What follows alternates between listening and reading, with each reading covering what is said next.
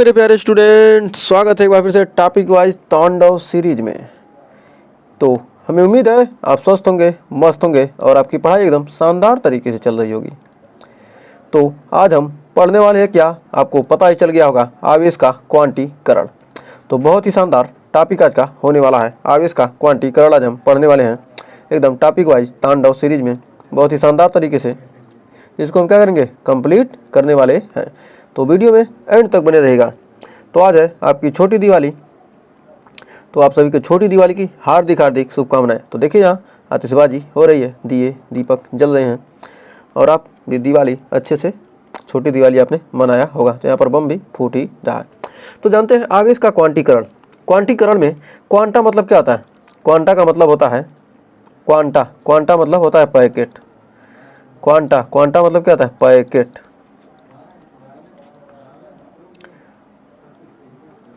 Quanta मतलब क्या होता है? पैकेट। पैकेट क्वांटा को क्या कहते हैं? क्वांटा मतलब पैकेट।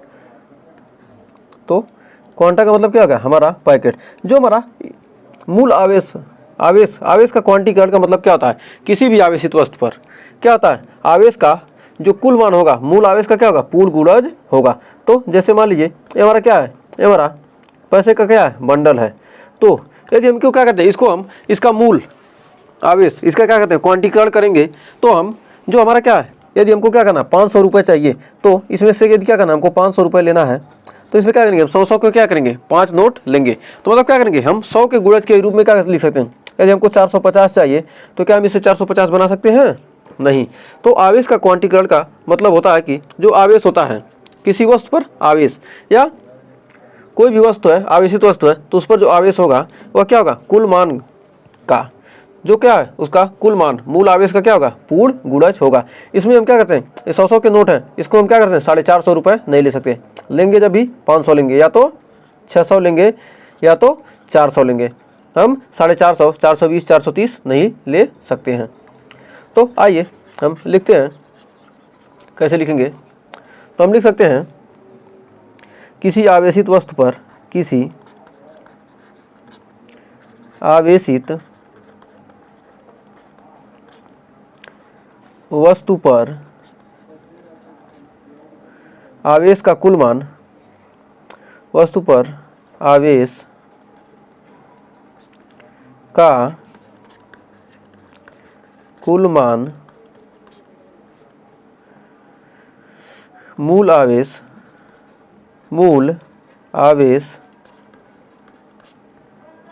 का पूर्ण गुणज होता है। मूल आवेश का क्या होता है? पूर्ण गुणज होता है।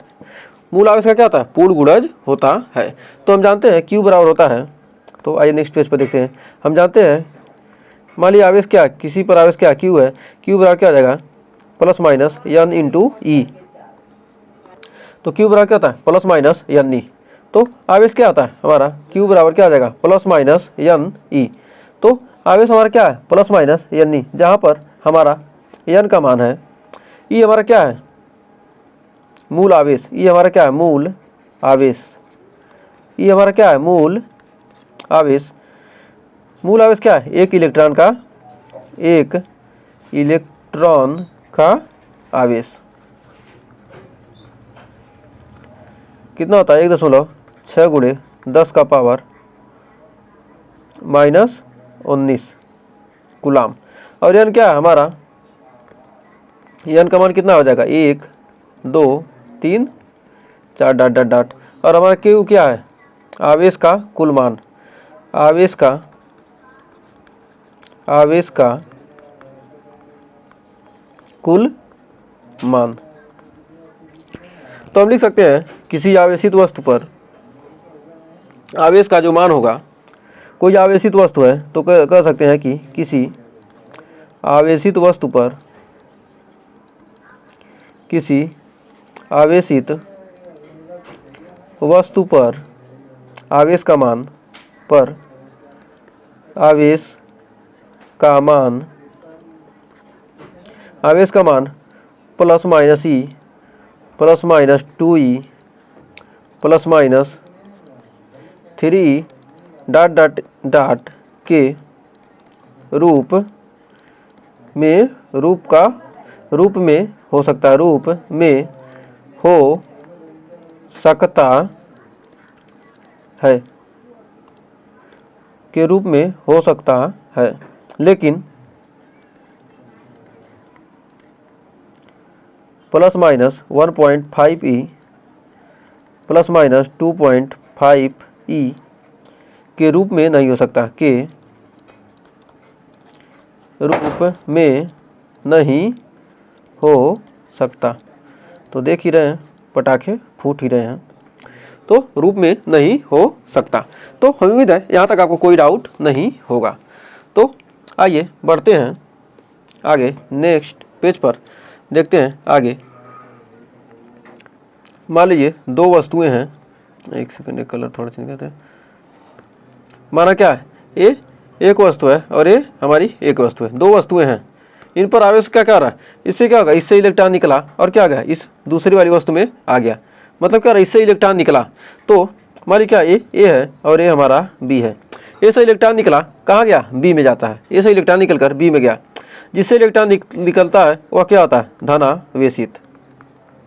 वो क्या होगा, हमारा धनावेशित, और जिसमें इलेक्ट्रॉन जाएगा वो क्या हो जाएगा, ऋणावेशित। जिससे इलेक्ट्रॉन निकलता है वो धनावेशित होता है, और जिससे इलेक्ट्रॉन निकलेगा क्या है, आप धनी है तभी तो इलेक्ट्रॉन दे रहे हैं, तो इसलिए धनावेशित है। और आप क्या है, गरीब है तभी तो इलेक्ट्रॉन ले रहे हैं, तो आप क्या है, ऋणावेशित है।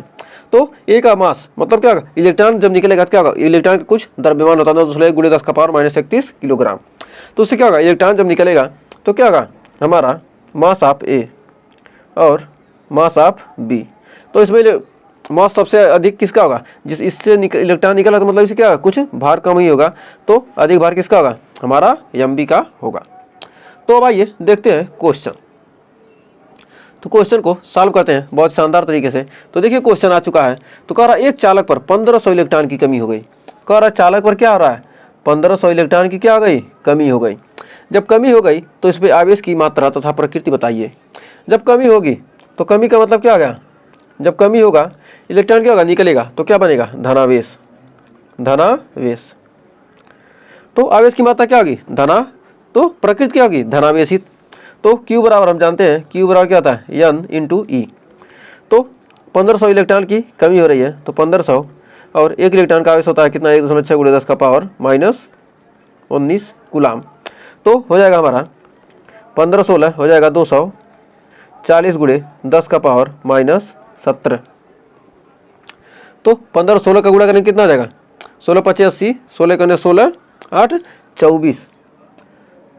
तो हमारा क्या आ जाएगा, ये 100 बार क्या हो गया, 19 से क्या हो गया, इसमें 2 जीरो घट गया, क्या 17 हो गया, और 24.0 आ गया यहाँ पर। एक सेकंड, इसको थोड़ा हो जाएगा क्या, हमारा 24.0 तो आ जाएगा यहाँ पर, हमारा आ जाएगा 2.4 × 10⁻⁻16 कूलाम।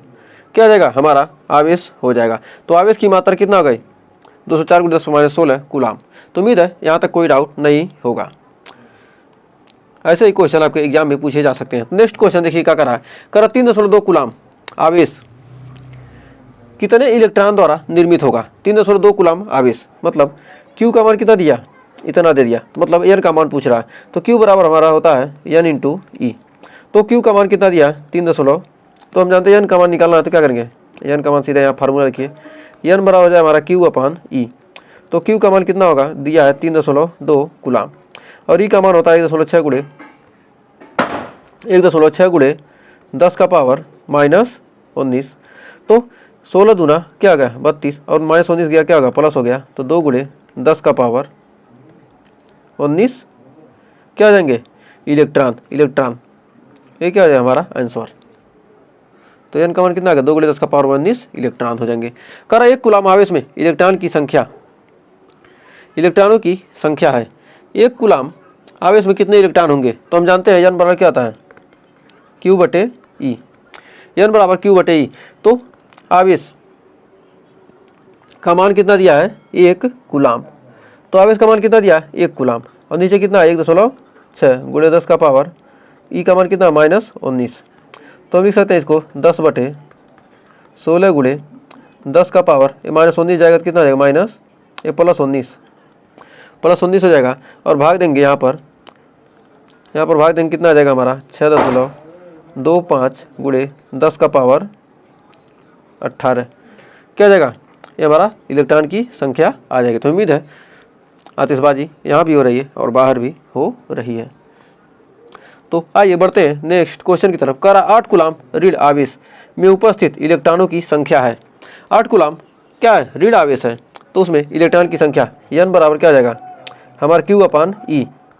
तो Q का मान कितना दिया है 8 कूलाम और E का मान कितना होता है 6 गुणे 10 का पावर -19। तो आपके बोर्ड एग्जाम के लिए बहुत ही ये हो जाएगा 16 × 80, यानी 0 क्या हो जाएगा यहाँ पर बढ़ जाएगा, या तो इसको ऐसे कर सकते हैं, एक सेकंड, इसको लिख सकते हैं 80/16 गुणे 10 का पावर 19, ये हो जाएगा 16 × 5 यानी 5 गुणे 10 का पावर 19 क्या आ जाएंगे इलेक्ट्रॉन। इलेक्ट्रॉन की संख्या आ जाएगी कितना, इतना हो जाएगी। तो आइए बढ़ते हैं। कह रहा है धनावेशित वस्तु में होती है। जब कोई वस्तु क्या धनावेशित है, तो धनावेशित जब हम धनी है तो इलेक्ट्रॉन क्या करेंगे देंगे, तो इलेक्ट्रॉन दे दिए क्या होगा इलेक्ट्रॉन की कमी, तो इलेक्ट्रॉन की क्या आ जाएगी कमी। एकदम शानदार सा क्वेश्चन। फिर अगला क्वेश्चन देखिए क्या कर रहा है, कह रहा है ऋणावेशित वस्तु में होती है, जो क्या है ऋणावेशित है। जब हम क्या किए इलेक्ट्रॉन लिए, गरीब थे तभी तो इलेक्ट्रॉन लेंगे, तो क्या किया हमने इलेक्ट्रॉन लिए, तो क्या होगा हमारे पास इलेक्ट्रॉन की क्या हो गई, जब इलेक्ट्रॉन हमारे पास आएगा तो हमारे पास हो जाएगी इलेक्ट्रॉन की अधिकता। तो उम्मीद है यहाँ भी आपको कोई डाउट नहीं होगा। तो बढ़ते हैं आज के लास्ट क्वेश्चन की तरफ। तो हमारा आज का लास्ट इस टॉपिक का क्वेश्चन है, हमने टॉपिक भी कवर किया और उसके साथ क्वेश्चन भी किए, तो उम्मीद है ये आपको क्वेश्चन भी समझ में आएगा। कह रहा है 2 समरूप गोलों को क्रमशः +Q तथा -Q आवेश दिए गए। ये हमारे क्या 2 समरूप गोले हैं, ये क्या समान रूप के क्या 2 गोले हैं, एक को +Q आवेश दिया गया और दूसरे को -Q आवेश दिया गया। तो दोनों गोलों के द्रव्यमान बराबर होंगे। धनावेशित गोले का द्रव्यमान ऋणावेशित गोले के द्रव्यमान से कम होगा, या ऋणावेशित गोले का द्रव्यमान धनावेशित गोले के द्रव्यमान से कम होगा। उपयुक्त में से कोई नहीं। तो इसमें देखिए ये क्या होगा इलेक्ट्रॉन इसको देगा, मान लेते हैं क्या ये हमारा क्या होगा, इसमें क्या हो रही है पहले वाले में क्या हो रही है इलेक्ट्रॉन की कमी, इलेक्ट्रॉन की कमी। जब इलेक्ट्रॉन की कमी होगा तो इसका द्रव्यमान कितना हो जाएगा कम। मान लेते हैं यह क्या MA है और ये क्या MB है। तो क्या होगा द्रव्यमान क्या होगा हमारा ए का द्रव्यमान क्या होगा कम होगा। तो कह रहा है कि धनावेशित गोले का द्रव्यमान ऋणावेशित गोले के द्रव्यमान से कम होगा। तो धनावेशित गोले का जो द्रव्यमान है ऋणावेशित से क्या होगा, ऋणावेशित गोले का जो द्रव्यमान है धनावेशित से क्या होगा, एक सेकंड, धनावेशित गोले का द्रव्यमान जो धनावेशित गोले का द्रव्यमान है ऋणावेशित से कम होगा। इससे मतलब क्या होगा इससे कम होगा, यानी MA का मान क्या कर रहा है MA का मान क्या होगा कम होगा। तो यहाँ पर MA का मान कम होगा। तो मान लो क्या धनावेशित गोले का द्रव्यमान क्या है MA और कह रहा है ऋणावेशित द्रव्यमान के गोले से क्या कम है, माने MA यहाँ पर एक कह रहा है क्या MA कम है किससे MB से, मतलब धनावेश से क्या है ऋणावेश कम है। ये क्या प्लस वाला कम है और माइनस वाला क्या अधिक है। तो धनावेशित गोले का द्रव्यमान, तो धनावेशित गोले का द्रव्यमान ऋणावेशित गोले के द्रव्यमान से कम है, तो मतलब ये कम है। तो ऑप्शन नंबर हमारा B वाला हो जाएगा सही।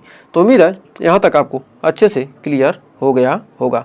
और इसमें कहेंगे कि हमारी क्या है इलेक्ट्रॉन की अधिकता, इलेक्ट्रॉन की अधिकता।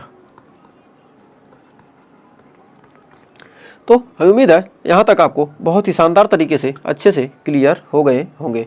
तो अगर ये टॉपिक अच्छा लगा हो, सेशन पसंद आया हो, तो सेशन को लाइक शेयर कीजिएगा। इसके बाद आप कौन सा टॉपिक पढ़ना चाहते हैं आप कमेंट में बता भी सकते हैं।